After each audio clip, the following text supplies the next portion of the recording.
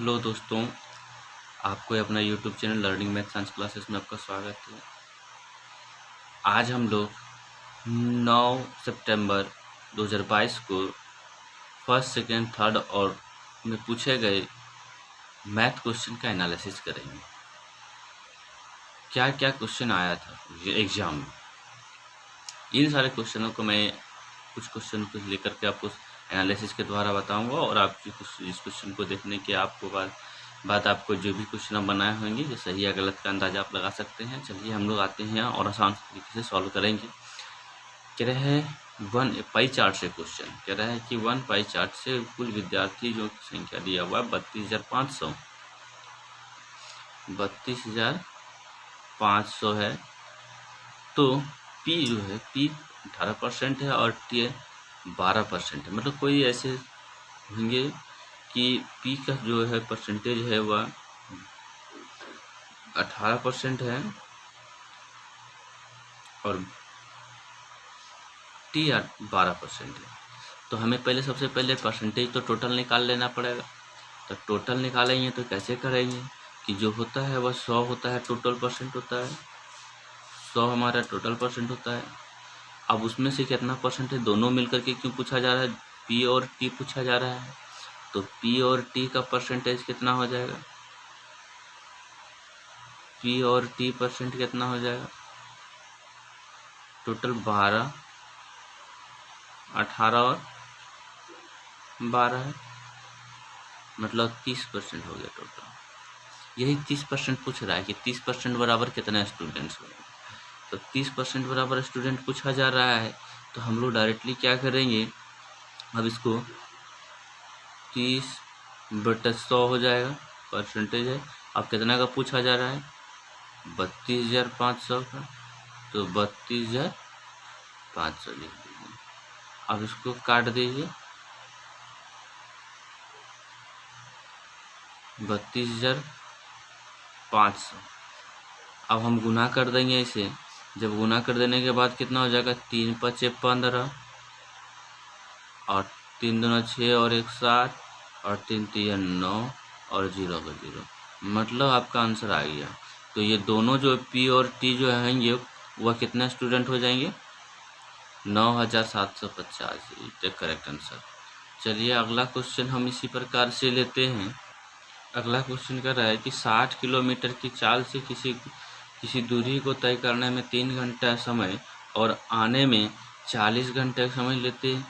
40 kilometre प्रति घंटा से 5 घंटा लगते हैं। तो औसत चाल ज्ञात कीजिए। देखिए हमें जाने में जो है वह 3 घंटा लग रहा है। इसका मतलब है किलोमीटर हमारा जो है स्पीड उस समय कुछ ज़्यादा हो और 3 घंटा लगा स्पीड जाना होने के कारण। और जब स्पीड हमारा कम हो गया, कहीं भीड़ हो, तो इस 5 घंटा का समय लग रहा है। तो इसमें औसत चाल दोनों का निकालने में क्या होगी, और दूरी देखा जाए कि दोनों का दूरी निकालने के लिए दोनों का अलग अलग होगा, क्योंकि चाल दिया हुआ है 60 किलोमीटर और उस समय से लग रहा है 3 घंटा। इसमें 40 किलोमीटर चल रहे हैं, 40 किलोमीटर की, और 5 घंटा लग रहा है। तो दोनों का हम लोग पहले निकाल लेंगे कि कितना हो जाएगा। तो औसत चाल बराबर जो होगा वह फॉर्मूला होता है। तो औसत चाल बराबर क्या होता है, औसत चाल निकालना है तो औसत चाल हम लोग आराम से कब निकाल सकते हैं, जब कुल दूरी। तो कुल दूरी कितना हो गया, 60 और 40, 60 और 40 कुल दूरी, जो और समय कितना लग रहा है, नहीं कुल दूरी कितना हो जाएगा, सॉरी कुल दूरी कितना हो जाएगा हम लोग पहले निकाल लेंगे। तो कुल दूरी हो जाएगा चाल दूरी बराबर फॉर्मूला होता है, दूरी बराबर 6 × 18, मतलब 6 × 3 यानी कितना आ जाएगा, ये 180 किलोमीटर निकलेगा। और इसमें कितना हो जाएगा, 40 × 5 बराबर 200, मतलब हमारे पास जो दूरी निकल गया टोटल दूरी वह कितना हो गया, दोनों को जोड़ दीजिए, 180 + 200 बराबर 380, मतलब ये हमारा किलोमीटर निकला टोटल दूरी। अब टोटल दूरी निकल गया तो हमारा फॉर्मूला जो है इसमें रख दीजिए 380, मतलब कुल दूरी बाय यानी टोटल टाइम, मतलब कुल दूरी इसको कहते हैं कुल दूरी बटे कुल समय। तो समय कितना लग रहा है टोटल, 5 और 3 8, मतलब 8, ये हमारा है। अब इसको काट दीजिए, 8 चौका 32 और बच गया कितना 6, 8 सत्ते 56, फिर बचा कितना 4, 8 बचे 40, मतलब हमारे पास जो स्पीड निकल गया वह किस चाल से 47.5 किलोमीटर प्रति घंटा की रफ्तार से वह तय करेगी। चलिए अगला क्वेश्चन है,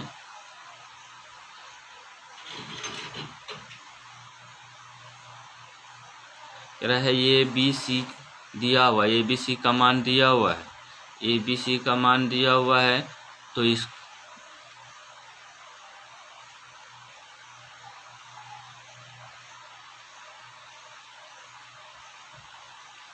ए बी सी का मान दिया हुआ है, तो ए बी सी का मान दिया हुआ था, निकालना है, इसका वैल्यू निकालना है।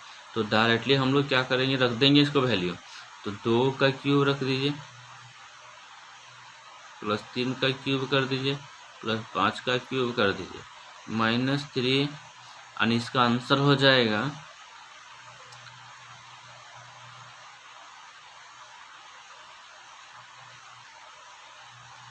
ये हो गया। अब इसका क्यूब करना हो जाएगा 8 27 प्लस और 125 माइनस 3 छेद 18, 18 पचे 90, 3 2 6 6 18, 18 90। चलिए अब हम लोग डायरेक्टली क्या करते हैं, इसको जोड़ दीजिए। तो 8 5 13 7 5 12 8 20 और 2 और 2 4 4 8 2 6, 1 का 1 माइनस 90, यानी कितना हो जाएगा ये 9। अब 0 हो गया, अब 16 में से 9 घटा देंगे तो 7 बचेगा, मतलब इसका आंसर 70 हो गया। चलिए नेक्स्ट क्वेश्चन, अगला क्वेश्चन है कि 0.258 है, लेकिन 25 पर रेकरिंग दिया हुआ है, बार लिखा हुआ है, को परिमेय संख्या के रूप में लिखें। तो यह परिमेय कितना होगा इसको। अब ये जो हमारा संख्या है कुछ थोड़ा सा जटिल है, लेकिन इसको हम लोग बहुत आसान तरीके से डायरेक्टली क्या करेंगे कि इसको रेकरिंग हटा देंगे। तो रेकरिंग हटाते हैं जिसको, तो हम लोग लिख सकते हैं इसको कि x = 25858 ऐसे लिखाता है। लेकिन जब बार बार रिपीट कर रहा हो तो हम लोग डायरेक्ट इसको क्या करेंगे, इसको भागा इतना बराबर हम लोग लेते हैं। अब यहाँ से हम लोग क्या करना है कि इसको 10 से गुना कर देते हैं, आराम से इसको 10 से गुना कर देते हैं। तो ये 2.585858 आते रहता है, जिस तरह का आएगा। तो यहाँ से फिर हम लोगों को किया जाता है कि इसमें घटा दीजिए। तो इस मेथड को मैं नहीं लेता, डायरेक्टली आपको बना रहा हूँ। क्या है कि इसको पॉइंट हटा दीजिए सीधा, 258 और कितना के बाद है रेकरिंग, 2 के बाद है, तो 2 घटा दीजिए। और ये कितने अंक के बाद है डिजिट, यानी कितने अंक के बाद घूम रहा है ये, 1 2 3 अंक के बाद है ना। तो ये 1000 में है, तो 1000 में हमारा 1 अंक के बाद रेकरिंग नहीं है, 1 अंक के बाद रेकरिंग नहीं है। तो मतलब न 1000 में से रेकरिंग नहीं है, इसका मतलब 10 डिजिट के बाद नहीं है, तो 10 घटा दीजिए, यानी कितना हो जाएगा 990। तो 990 से भागा दीजिए।